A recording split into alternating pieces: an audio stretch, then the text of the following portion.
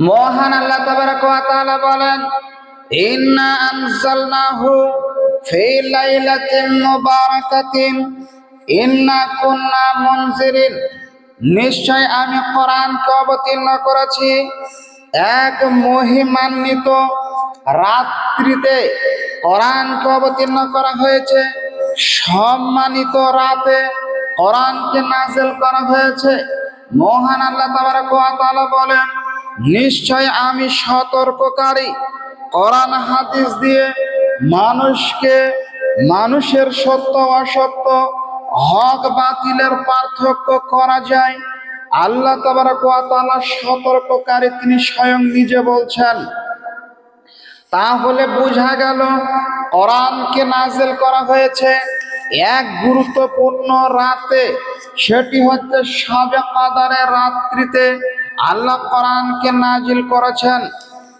অনেকেই বলেছে কোরআন 15 শাবান নাযিল করা হয়েছে। কোরআন নাযিল করা হয়েছে শবে বরাতের রাত্রিতে, কোরআন নাযিল করা হয়েছে। যা ভুল ধারণা, ভুল ফতোয়া। কোরআন শবে বরাতের রাত্রিতে নাযিল করা হয়নি, কোরআন 15 শাবানে নাযিল করা হয়নি। আল্লাহ তাবারাকা ওয়া তাআলা স্বয়ং সূরা দুখানের 3 থেকে 5 নম্বর আয়াতে বলছেন, আমি কোরআনকে অবতীর্ণ করেছি এক মহিমান্বিত রাত্রিতে, সেটি হচ্ছে শবে কদরের রাত্রি তথা লাইলাতুল কদর রাত্রিতে নাযিল করা হয়েছে। সম্মানিত দিনী ভাই বোনেরা, মহান আল্লাহ তাবারাকা ওয়া তাআলা বলছেন, ফিহা ইউফাররাকু কুল্লু আমরিন হাকিম। এই রাতে, বিশেষ করে এই শবে কদরের রাত্রিতে মহান আল্লাহ তাবারাকা ওয়া তাআলা খুব গুরুত্বপূর্ণ বিষয়কে ফয়সালা করেন। তিনি হিকমত সম্পূর্ণ বিষয় নিয়ে, খুব গুরুত্বপূর্ণ বিষয় নিয়ে তিনি যা ফয়সালা করেন, তার মানে হলো এই শবে কদরের রাত্রিতে মহান আল্লাহ তাবারাকা ওয়া তাআলা আজরাইল থেকে শুরু করে, জিবরাইল থেকে শুরু করে, মিকাইল থেকে শুরু করে, ইসরাফিল থেকে শুরু করে, কিরামান কাতবিন থেকে শুরু করে, আরো অন্যান্য ফেরেশতা থেকে শুরু করে আল্লাহ যা তাদেরকে 1 বছরের দায়িত্ব বুঝিয়ে দেন। 1 বছর মানে লাইলাতুল কদর থেকে শুরু করে আগামী বছর আবার লাইলাতুল কদর আসা পর্যন্ত যা ফেরেশতাদের দায়িত্ব আবার পুনরায় তাদেরকে বুঝিয়ে দেওয়া হয়। এই রাত হলো সম্মানিত রাত, গুরুত্বপূর্ণ রাত, বিশেষ মর্যাদাপূর্ণ রাত। এই রাত্রিতে আল্লাহ ফয়সালা করে থাকেন মানুষের ভাগ্য, তাকদীর, মানুষের ভালো মন্দ যা এই রাত্রিতে লিপিবদ্ধ করা হয়, ফেরেশতাদেরকে বুঝিয়ে দেওয়া হয়। লাইলাতুল কদর রাত্রিতে মানুষের ভাগ্য কমে বাড়ে, মানুষের আয়ু বাড়া কমা করে, জটিলপূর্ণ একটি রাত। সম্মানিত দিনী ভাই ও বোনেরা, মহান আল্লাহ তাবারাকা ওয়া তাআলা বলছেন যে আমরা মিন ইনদিনা, যা আমার পক্ষ হতে এক বিশেষ আদেশ, আমার পক্ষ থেকে একটা বিশেষ একটা হুকুম যা আমি দিয়ে থাকি। সম্মানিত দিনী ভাই বোনেরা, অত্র আয়াত থেকে বোঝা গেল যে লাইলাতুল কদর সেটি হচ্ছে এই রমজান মাসের শেষ দশক, যেগুলি বিজয় রাত, সেই শেষ দশকে লাইলাতুল কদর রাত্রি রয়েছে, যা 15 শাবান নয়, শবে বরাতের রাত্রি নয়, যা অনেকেই বলে থাকে, দাবি করে থাকে। তাদের ধারণাগুলি ভ্রান্ত ধারণা, ভুল ধারণা। আল্লাহ তাবারাকা ওয়া তাআলা আমাদেরকে সঠিক সহি ভাবে হাদিস কোরআনের উপরে আমল বোঝার তৌফিক দান করেন, আল্লাহুম্মা আমিন। সম্মানিত দিনী ভাই বোনেরা, আপনাকে বলতে চাই, বুঝাতে চাই, লাইলাতুল কদর রাত্রির ব্যাপারে আল্লাহ বলছেন, ইন্না আনজালনাহু ফি লাইলাতুল কদর। নিশ্চয় আমি কোরআনকে অবতীর্ণ করেছি লাইলাতুল কদর রাত্রিতে কোরআনকে নাজিল করেছি। ওয়ামা আদরাকা মা লাইলাতুল কদর, হে নবী আপনি কি জানেন লাইলাতুল কদর রাত্রিটা কি? লাইলাতুল কদর খায়রুম মিন আলফি শাহর, আমি বলি লাইলাতুল কদর রাত্রি হলো 1000 মাস অপেক্ষা উত্তম। 1000 মাস ইবাদত করে আপনি যা না পাবেন, তাই একটি রাত্রিতে ইবাদত করলে আপনি তাই পাবেন যা 1000 মাস অপেক্ষা উত্তম। সমীক্ষা করে গণনা করে দেখা গিয়েছে 43 মাস ইবাদতের অপেক্ষা উত্তম, যা একটি রাত। তানাজ্জালুল মালাইকাতু ওয়ার রূহু ফিহা বিইذনি রাব্বিহিম মিন কুল্লি আমর, এই রাত্রিতে ফেরেশতাদের আগমন ঘটে, ফেরেশতাদের অবতরণ ঘটে। ওয়ার রূহু ফিহা বিইذনি রাব্বিহিম মিন কুল্লি আমর, আল্লাহ পাকের হুকুম আদেশ ক্রমে প্রত্যেকটা আদেশ নিয়ে জিবরাইল আমিন আলাইহিস সালাম তিনিও অবতরণ করেন। ওই সকল ফেরেশতাদের সহিত তিনিও পৃথিবীর জমিনে, পৃথিবীর বুকে আসেন, যা অন্যান্য দিনে আর আসেন না। অন্যান্য বছর যা সুযোগ হয় না, বছর একবার করে যা জিবরাইল আমিন আলাইহিস সালাতু ওয়াস সালাম পৃথিবীতে অবতরণ করেন, এই কথা আল্লাহ বলছেন। সালামুন হিয়া, সালামুন হিয়া, হিয়া মানে এই রাত, সালাম মানে শান্তিপূর্ণ, এই রাত্রিটি শান্তিপূর্ণ, এ কথা আল্লাহ বলছেন। মাতলাইল ফজরে, ফজরের সূর্য উদিত হওয়ার পূর্ব মুহূর্ত পর্যন্ত এই রাতটি শান্তিময়, শান্তিপূর্ণ রাত, এ কথা মহান আল্লাহ তাবারাক ওয়া তাআলা অত্র সূরার মধ্যে এ কথা বলেন, সূরা কাদরের মধ্যে বলেন। সম্মানিত দিনী ভাই বোনেরা, এই রাতের ফজিলত, এই রাতের গুরুত্ব অপরিসীম। আপনাকে আমি হাদিস দিয়ে দেখাই। হাদিস বর্ণনা করছেন আবু হুরায়রা রাদিয়াল্লাহু তাআলা আনহু। আবু হুরায়রা রাদিয়াল্লাহু তাআলা আনহু বলছেন, রাসূল কারীম সাল্লাল্লাহু আলাইহি ওয়াসাল্লাম বলেছেন, মান কামা লাইলাতুল কদরে ঈমানান ওয়া ইহতিসাবান গফারা লাহু মা তাকাদ্দামা মিন যামবিহি, যদি কোনো ব্যক্তি লাইলাতুল কদর রাত্রিতে, যদি কোনো মানুষ কিয়াম সালাত আদায় করে, রাত্রি জাগরণ করে, রাত্রি জেগে যদি নফল সুন্নাত সালাত আদায় করে, গফিরা লাহু মা তাকাদ্দামা মিন যামবিহি, তার অতীতের, তার পূর্বের সমস্ত গুনাহকে আল্লাহ ক্ষমা করে দিবেন। অত্র হাদিস বুখারী মুসলিম শরীফের হাদিস। সম্মানিত দিনী ভাই বোনেরা, অত্র হাদিস থেকে বোঝা যায় যে লাইলাতুল কদর রাত্রিতে যদি জাগরণ করা যায়, অতীতের গুনাহ ক্ষমা হবে, অতীতের গুনাহ মাফ হবে, এ কথা অত্র হাদিসের মধ্যে আল্লাহর নবী বলেন। হাদিস বুখারী মুসলিম। সম্মানিত দিনী ভাই বোনেরা, চলুন লাইলাতুল কদর রাত্রির ফজিলত দেখায়। আল্লাহর নবী বলছেন, হাদিসটি বর্ণনা করছেন আনাস ইবনে মালিক।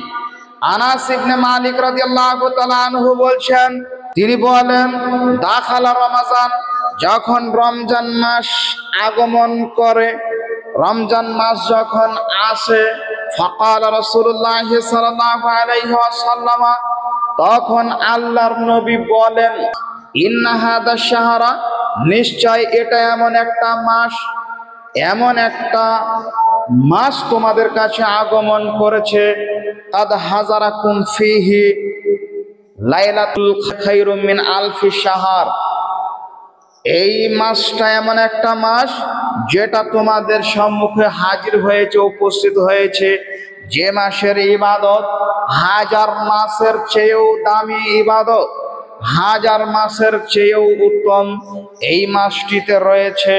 এটা এমন একটা মাস যা তোমরা পেয়েছো।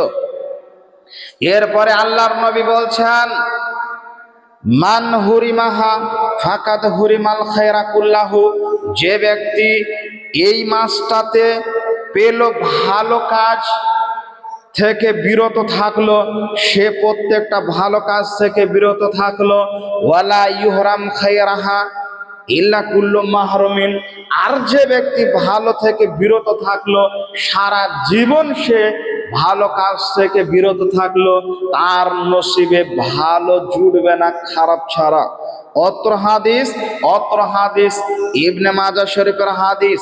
অত্র হাদিস থেকে বোঝা যায় লাইলাতুল কাদার রাত্রির অত্যাধিক গুরুত্ব রয়েছে। লাইলাতুল কাদার রাত্রির ফজিলত অত্যাধিক, যে ব্যক্তি পাবে আর এই মাসে যদি ইবাদত সে যদি করে, তাহলে হাজার মাসের চেয়েও উত্তম প্রতিদান আল্লাহ তার আমল নামায় লিপিবদ্ধ করবেন।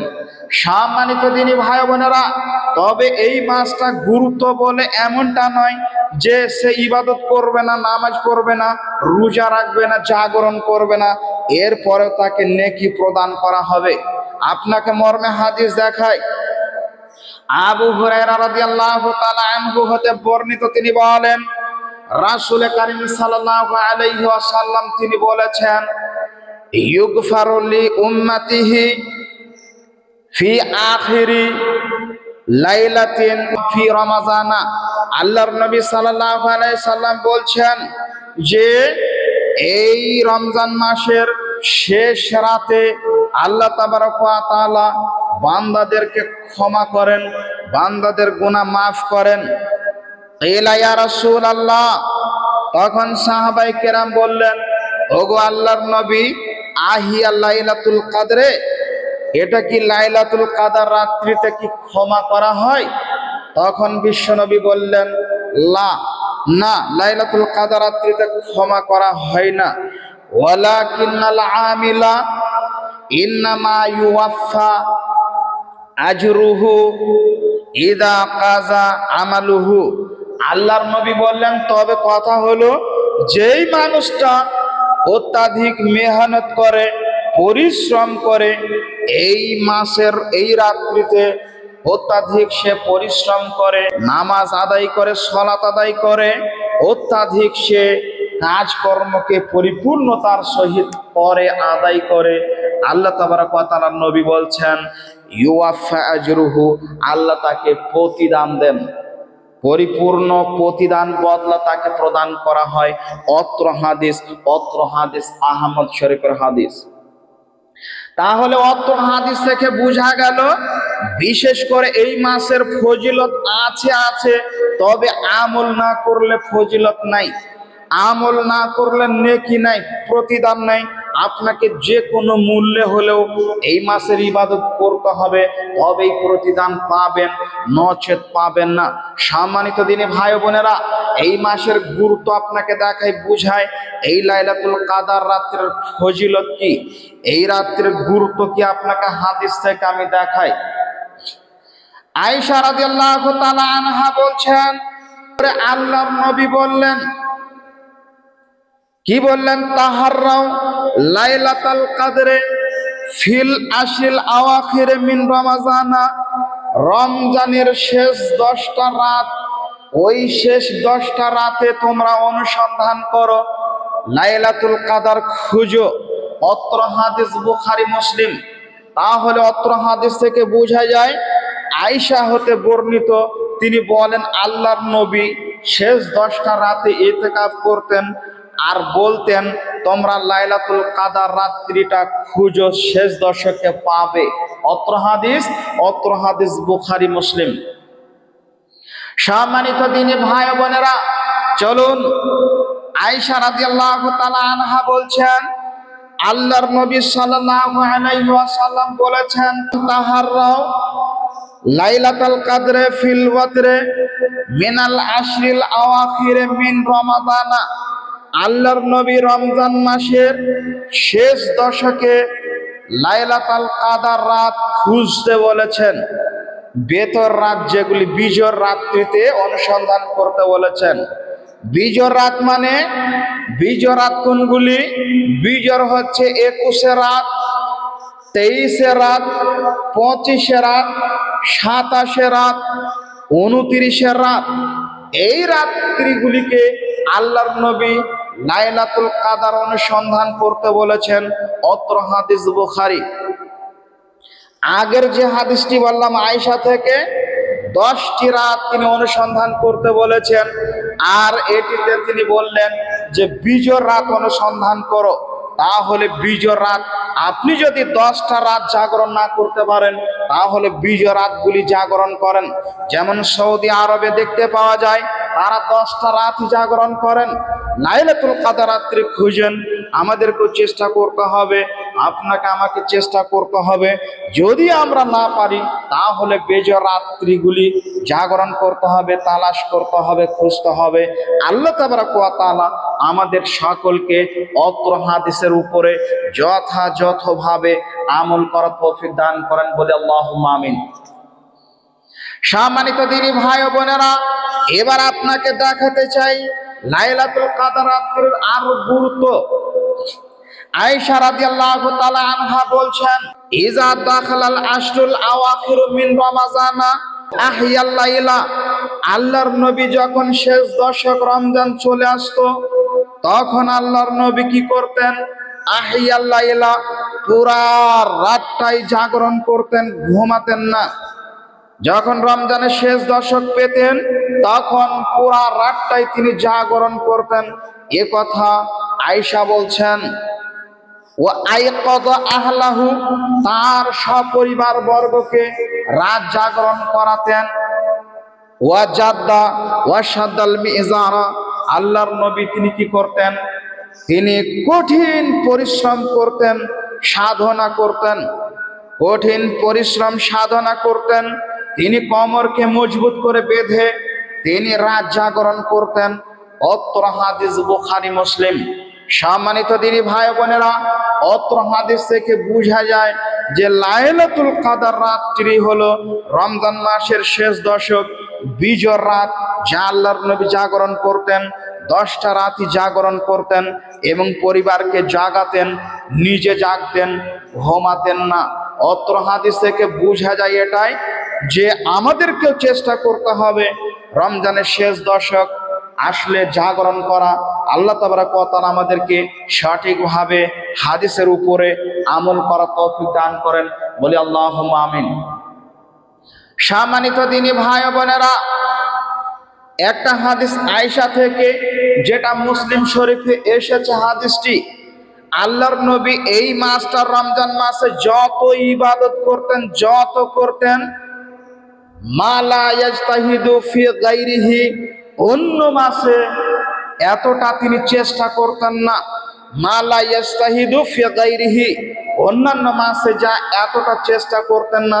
এই হাদিসটা আয়েশার, যা মুসলিম শরীফের ভিতরে হাদিসটি এসেছে।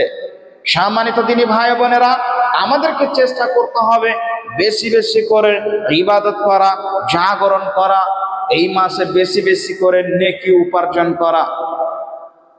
আয়েশা রাদিয়াল্লাহু তাআলা আনহা বলছেন, কুলতু ইয়া রাসূলুল্লাহ, আমি আল্লাহর নবীকে জিজ্ঞাসা করলাম, আরাআইতা ইন আলিমতু আইয়া লাইলাতিন লাইলাতুল কদরে মা আকুলু ফিহা।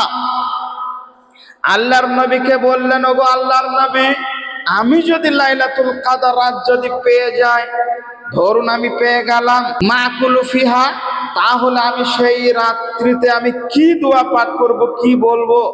তখন বিশ্বনবী বলেন, ক্বালা কুলি, তুমি বলবে আল্লাহুম্মা ইন্নাকা আফুবুন তুহিব্বুল আফওয়া ফাফু আন্নি, রাওয়াহু তিরমিজি। অত্র হাদিস তিরমিজি শরীফের হাদিস। আয়েশা বলছেন, হুজুর আমি যদি রাত্রিটা পেয়ে যাই তাহলে আমি কি দোয়া পাঠ করব? তখন বললেন, তুমি বলবে আল্লাহুম্মা, হে আল্লাহ, ইন্নাকা, নিশ্চয় তুমি, আফুবুন, তুমি ক্ষমাময়, তুমি ক্ষমাময়, ক্ষমাশীল, তুহিব্বুল আফওয়া, তুমি ক্ষমা করাকে পছন্দ করো, ফাফু আন্নি, তুমি আমাকে ক্ষমা করো। এই দোয়াটি পড়বে। অত্র হাদিস তিরমিজি, যা আল্লাহর নবী আয়েশাকে শিক্ষা দিলেন। আমরাও যদি এই রাত্রি পাই তাহলে আমাদেরকে বেশি বেশি করে এই দোয়াই পাঠ করতে হবে। বলুন, আল্লাহুম্মা ইন্নাকা আফুবুন তুহিব্বুল আফওয়া ফাফু আন্নি। এটা আপনারা পাঠ করবেন। আল্লাহ তাবারাক ওয়া তাআলা আমাদেরকে অত্র হাদিসের উপরে আমল করার তৌফিক দান করেন। আল্লাহুম্মা আমিন। সম্মানিত দিনী ভাই বোনেরা, আরেকটা হাদিস আপনাকে বলি, আয়েশা থেকে বর্ণিত। আয়েশা বলছেন, আমি যদি বুঝতে পারতাম যে লাইলাতুল কাদর রাত্রিটা কোন দিন হবে, তাহলে আমি বেশি বেশি করে এই দোয়াটাই আমি সব সময় পাঠ করতাম, আসআলুল্লাহ আল আফওয়া ওয়াল আফিয়া, মানে হে আল্লাহ তুমি আমাকে ক্ষমা করো, ওয়াল আফিয়া তুমি আমাকে নিরাপত্তা দান করো, তুমি আমাকে নিরাপত্তা দান করো, তুমি আমাকে ক্ষমা করো। আয়েশা বলছেন এই দোয়াটা আমি অত্যাধিক পড়তাম। মুসান্নাফ ইবনে আবি শাইবা।